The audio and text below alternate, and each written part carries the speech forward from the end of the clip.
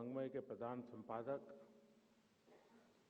मेरे बहुत पुराने मित्र राम बहादुर राय जी, महामना मालवीय मिशन के अध्यक्ष प्रभु नारायण श्रीवास्तव जी, मंच पर विराजमान सभी वरिष्ठ साथी, देवी और सज्जनों, सर्वप्रथम आप सभी को क्रिसमस की शुभकामनाएं। आज का दिन भारत और भारतीयता में आस्था रखने वाले करोड़ों लोगों के लिए एक प्रेरणा पर्व की तरह होता है। आज महामना मदन मोहन मालवीय की जी जन्म जयंती है। आज अटल जी की भी जयंती है। मैं आज के इस पावन अवसर पर महामना मालवीय जी के श्री चरणों में प्रणाम करता हूं, अटल जी को आदरपूर्वक श्रद्धांजलि देता हूं।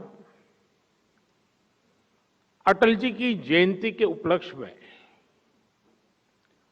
आज देश गुड गवर्नेंस डे, सुशासन दिवस के रूप में मना रहा है। मैं समस्त देशवासियों को सुशासन दिवस की भी बधाई देता हूं। साथियों, आज के इस पवित्र अवसर पर पंडित मदन मोहन मालवीय संपूर्ण वाङ्मय का लोकार्पण होना अपने आप में बहुत महत्वपूर्ण है। ये संपूर्ण वाङ्मय महामना के विचारों से, आदर्शों से, उनके जीवन से हमारी युवा पीढ़ी को और हमारी आने वाली पीढ़ी को परिचित कराने का एक सशक्त माध्यम बनेगा। इसके जरिए भारत के स्वतंत्रता संग्राम और तत्कालीन इतिहास को जानने समझने का एक द्वार खुलेगा। खासकर रिसर्च स्कॉलर्स के लिए, इतिहास और राजनीति विज्ञान के छात्रों के लिए ये वाङ्मय किसी बौद्धिक खजाने से कम नहीं है।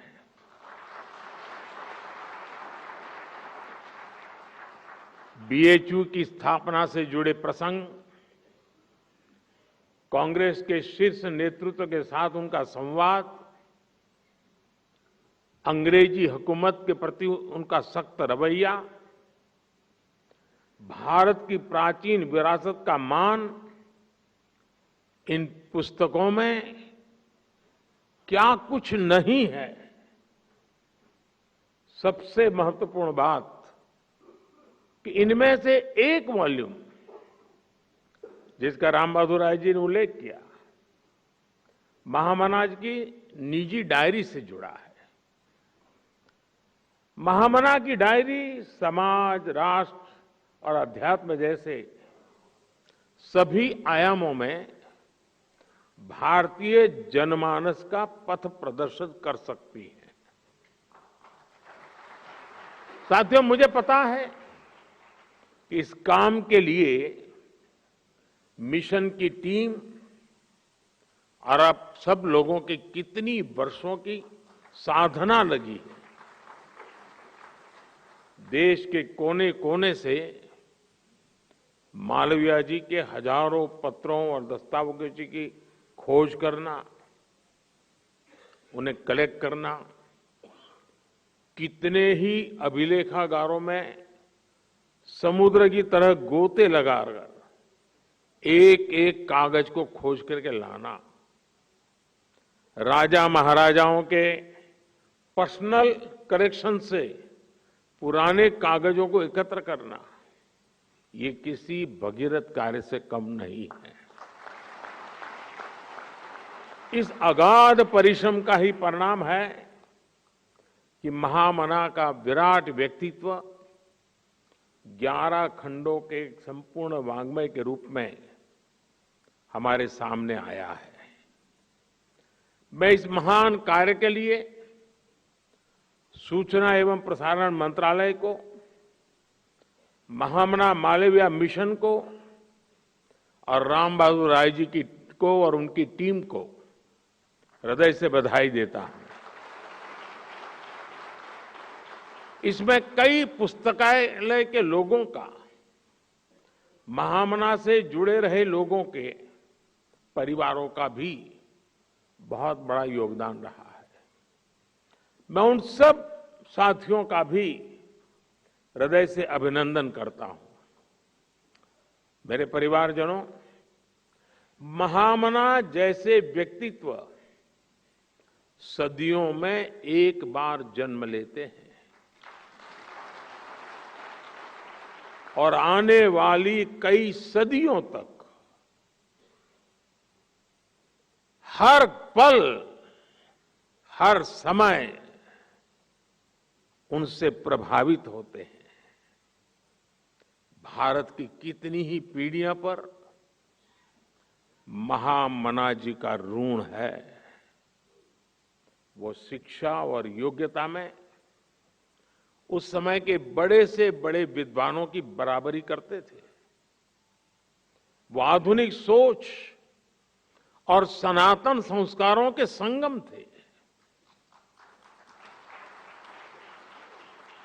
उन्होंने स्वतंत्रता संग्राम में जितनी बड़ी भूमिका निभाई, उतना ही सक्रिय योगदान देश की आध्यात्मिक आत्मा को जगाने में भी दिया।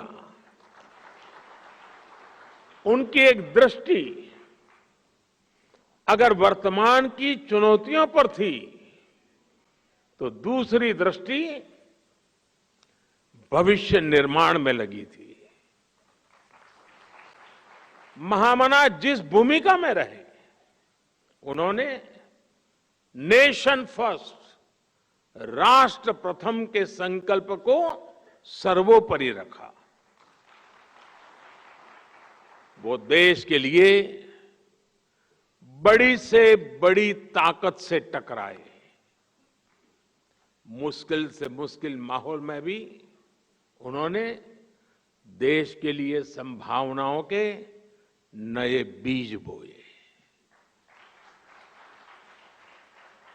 महामना के ऐसे कितने ही योगदान हैं जो संपूर्ण वाङ्मय के 11 खंडों के जरिए अब प्रामाणिक रूप से सामने आएंगे। इसे मैं अपनी सरकार का सौभाग्य समझता हूं कि हमने उन्हें भारत रत्न दिया।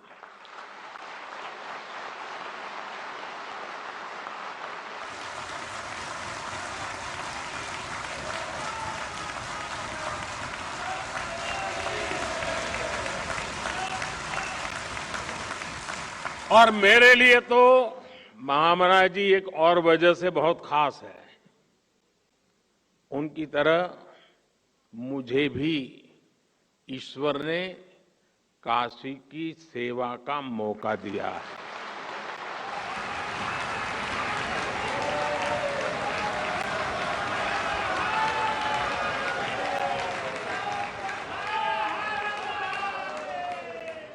और मेरा ये भी सौभाग्य है कि 2014 में चुनाव लड़ने के लिए मैंने जो नामांकन भरा, उसको प्रपोज करने वाले मालवीय जी के परिवार के सदस्य थे।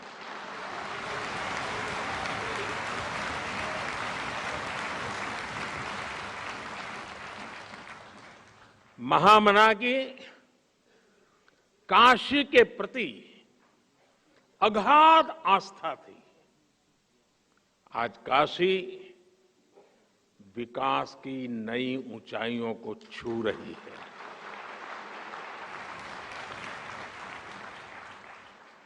अपनी विरासत के गौरव को पुनः स्थापित कर रही है। मेरे परिवारजनों, आजादी के अमृत काल में देश गुलामी की मानसिकता से मुक्ति पाकर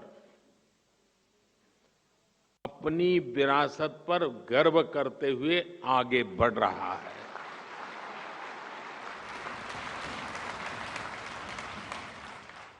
हमारी सरकारों के कार्यों में भी आपको कहीं न कहीं मालवीय जी के विचारों की महक महसूस होगी।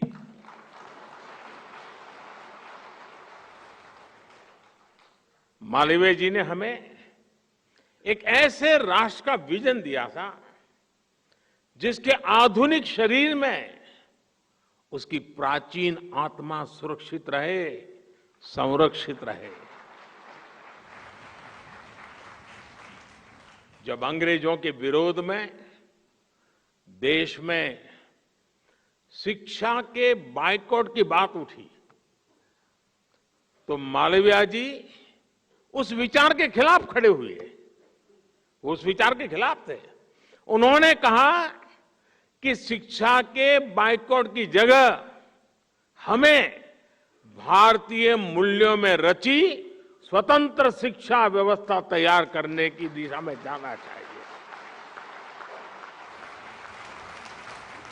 और मजा देखिए, इसका जिम्मा भी उन्होंने खुद ही उठाया और देश को बनारस हिंदू विश्वविद्यालय के रूप में एक गौरवशाली संस्थान दिया। उन्होंने ऑक्सफोर्ड और कैम्ब्रिज जैसे संस्थानों में पढ़ रहे युवाओं को बीएचयू में आने के लिए प्रोत्साहित किया।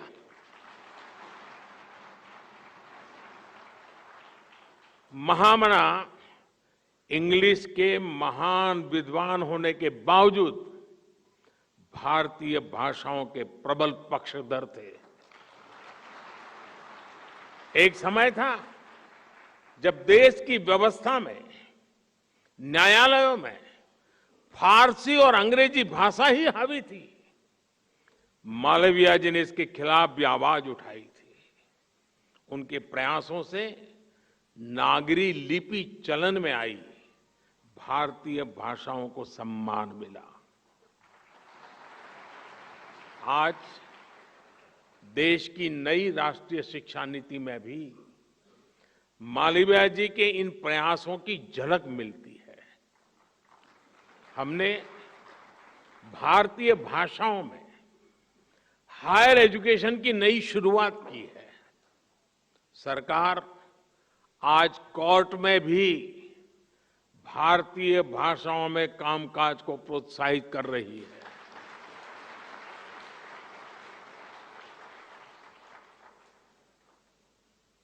दुख इस बात का है,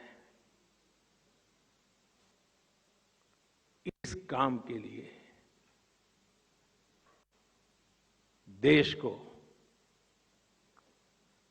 75 साल इंतजार करना पड़ा।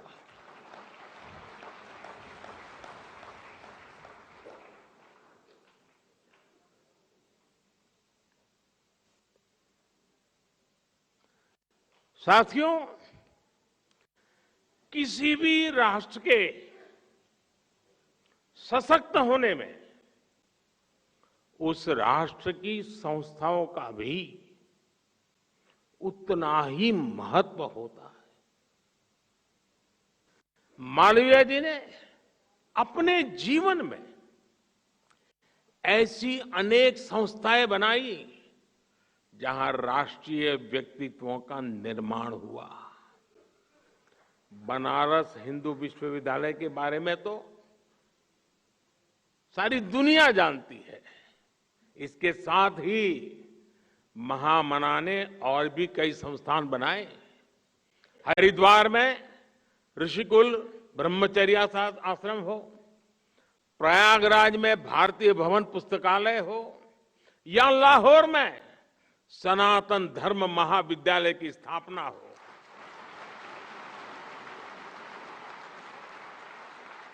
मालवीय जी ने राष्ट्र निर्माण की अनेक संस्थाओं को देश को समर्पित किया।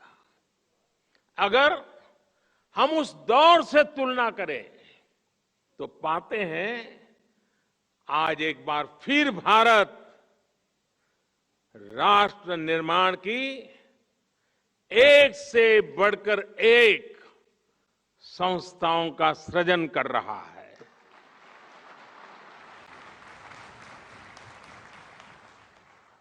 सहकारिता की शक्ति से देश के विकास को गति देने के लिए अलग सहकारिता मंत्रालय बनाया गया है। भारतीय चिकित्सा पद्धति के विकास के लिए केंद्र सरकार ने अलग आयुष मंत्रालय की स्थापना की है। जामनगर में WHO global centre for traditional medicine की आधारशिला भी रखी गई है। श्री अन्न यानी मिलेट्स पर शोध के लिए हमने Indian institute of millets research का गठन किया है। ऊर्जा के क्षेत्र में वैश्विक विषयों पर चिंतन के लिए भारत ने बीते दिनों ग्लोबल बायोफ्यूल अलायंस भी बनाया है।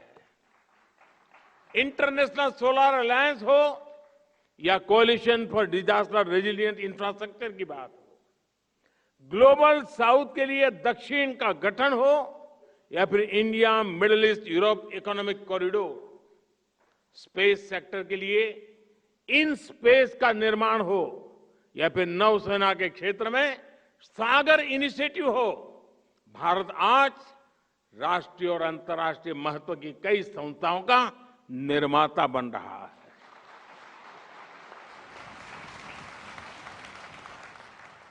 ये संस्थाएं 21वीं सदी के भारत ही नहीं बल्कि 21वीं सदी के विश्व को नई दिशा देने का काम करेगी। साथियों, महामना और अटल जी दोनों एक ही विचार प्रवाह से जुड़े थे। महामना के लिए अटल जी ने कहा था, जब कोई व्यक्ति सरकारी मदद के बिना कुछ करने के लिए निकलेगा तो महामना का व्यक्तित्व, उनका कृतित्व एक दीप शिखा की तरह उसका मार्ग आलोकित करेगा। आज देश उन सपनों को पूरा करने में जुटा है जिसका सपना मालवीय जी ने, अटल जी ने, देश के हर स्वतंत्र सेनानी ने देखा था। इसका आधार हमने सुशासन को बनाया है, गुड गवर्नेंस को बनाया है। गुड गवर्नेंस का मतलब होता है जब शासन के केंद्र में सत्ता नहीं, सत्ता भाव नहीं, सेवा भाव हो। जब साफ नियत से, संवेदनशीलता के साथ नीतियों का निर्माण हो और जब हर हकदार को बिना किसी भेदभाव के उसका पूरा हक मिले। गुड गवर्नेंस का यही सिद्धांत आज हमारी सरकार की पहचान बन चुका है। हमारी सरकार का निरंतर प्रयास रहा है कि देश के नागरिक को मूल सुविधाओं के लिए यहां वहां चक्कर काटने की जरूरत न पड़े, बल्कि सरकार आज हर नागरिक के पास खुद जाकर उसे हर सुविधा दे रही है। और अब तो हमारी कोशिश है कि ऐसी हर सुविधा का सैचुरेशन हो, 100% इंप्लीमेंट करें। इसके लिए देश भर में विकसित भारत संकल्प यात्रा चलाई जा रही है। आपने भी देखा होगा, मोदी की गारंटी वाली गाड़ी देश के गांवों और शहरों तक पहुंच रही है। लाभार्थियों को मौके पर ही अनेक योजनाओं का लाभ मिल रहा है। मैं आपको एक उदाहरण देता हूं। आज केंद्र सरकार हर गरीब को 5 लाख रुपए तक के मुफ्त इलाज के लिए आयुष्मान कार्ड देती है। बीते वर्षों में करोड़ों गरीबों को ये कार्ड दिए गए हैं, लेकिन बावजूद इसके कई क्षेत्रों में जागरूकता की कमी की वजह से गरीबों को ये आयुष्मान कार्ड पहुंच नहीं पाए थे। अब मोदी की गारंटी वाली गाड़ी ने सिर्फ 40 दिन के भीतर देश में 1 करोड़ से अधिक नए आयुष्मान कार्ड बनाए हैं, उनको खोजा है, उनको दिया है। कोई भी छूटे नहीं, कोई भी पीछे रहे नहीं। सबका साथ हो, सबका विकास हो, यही तो सुशासन है, यही तो गुड गवर्नेंस है। साथियों, सुशासन का एक और पहलू है ईमानदारी और पारदर्शिता। हमारे देश में एक धारणा बन गई थी कि बड़े बड़े घोटालों और घपलों के बिना सरकारें चल ही नहीं सकती। 2014 से पहले हम लाखों करोड़ों के घोटालों की चर्चाएं सुनते थे, लेकिन हमारी सरकार ने उसके सुशासन ने आशंकाओं से भरी उन अवधारणाओं को भी तोड़ दिया है। आज लाखों करोड़ रुपए की गरीब कल्याण की योजनाओं की चर्चा होती है। गरीबों को मुफ्त राशन की योजना पर हम 4 लाख करोड़ रुपए खर्च कर रहे हैं। गरीबों को पक्के घर देने के लिए भी हमारी सरकार 4 लाख करोड़ रुपए खर्च कर रही है। हर घर तक नल से जल पहुंचाने के लिए भी 3 लाख करोड़ रुपए से ज्यादा खर्च किए जा रहे हैं। ईमानदार टैक्स पेयर की पाई पाई जनहित में, राष्ट्र हित में लगाई जाए, यही तो गुड गवर्नेंस है। और साथियों, जब इस तरह ईमानदारी से काम होता है, नीतियां बनती हैं, तो उसका नतीजा भी मिलता है। इसी गुड गवर्नेंस का नतीजा है कि हमारी सरकार के सिर्फ 5 वर्षों में ही 13.5 करोड़ लोग गरीबी से बाहर निकले हैं। साथियों, संवेदनशीलता के बिना गुड गवर्नेंस की कल्पना नहीं कर सकते।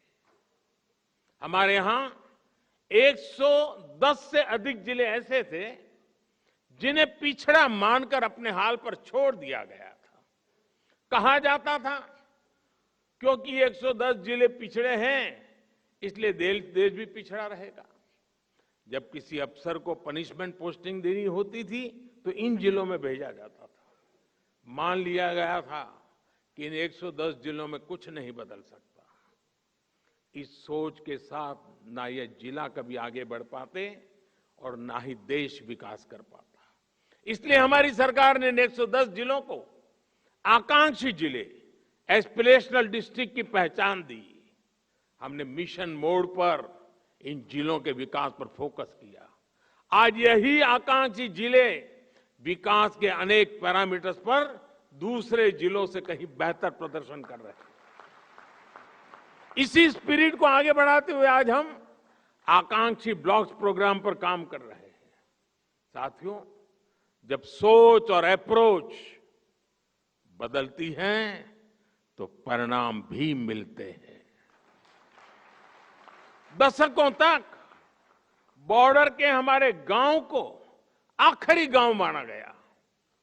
हमने उन्हें देश के पहले गांव होने का विश्वास दिया। हमने सीमावर्ती गांवों में वाइब्रेंट विलेज योजना शुरू की। आज सरकार के अधिकारी, मंत्री वहां जा रहे हैं, लोगों से मिल रहे हैं। मेरी कैबिनेट के मंत्रियों को मैंने कंपलसरी किया था कि जो जिसको अब तक आखिरी गांव कहा गया था, जिसको मैं पहला गांव कहता हूं, वहां उनको रात्रि विश्राम करना है। और गए, कोई तो 17-17 हजार फीट की ऊंचाई पर गए। आज सरकार की योजनाओं का लाभ और तेजी से वहां पहुंच रहा है। एक गुड गवर्नेंस नहीं है तो क्या है? आज देश में कोई भी दुखद हादसा हो, कोई आपदा हो, सरकार तेज गति से राहत और बचाव में जुट जाती है। ये हमने कोरोना काल में देखा है, ये हमने यूक्रेन युद्ध के समय देखा है। दुनिया में कहीं भी मुश्किल हो तो देश अपने नागरिकों को बचाने के लिए युद्ध स्तर पर काम करता है। गुड गवर्नेंस में ऐसे ही अनेक उदाहरण दे सकता हूं। शासन में आया ये बदलाव अब समाज की सोच को भी बदल रहा है। इसलिए आज भारत में जनता और सरकार के बीच भरोसा ये नई बुलंदी पर है। यही भरोसा देश के आत्मविश्वास में झलक रहा है और यही आत्मविश्वास आजादी के अमृत काल में विकसित भारत के निर्माण की ऊर्जा बन रहा है। साथियों, आजादी के अमृत काल में हमें महामना और अटल जी के विचारों को कसौटी मानकर विकसित भारत के सपने के लिए काम करना है।